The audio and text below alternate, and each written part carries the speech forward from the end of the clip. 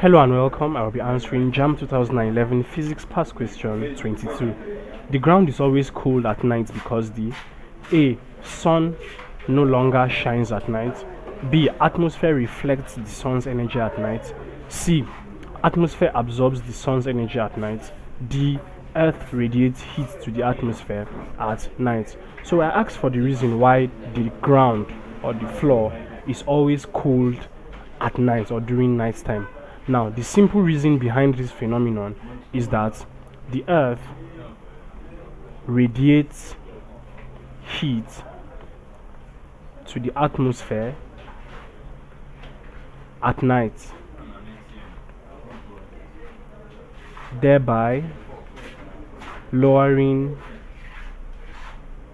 the temperature or reducing the temperature of the ground.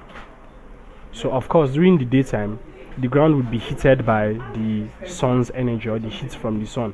However, at night, due to the process of radiation, that is transfer of heat without a medium and intermediate medium, the earth would radiate that heat to the atmosphere during the night. So as it radiates the heat to the atmosphere, the ground or the temperature of the ground decreases, and hence the reason why the ground is cold at night. So that explanation is captured in option D.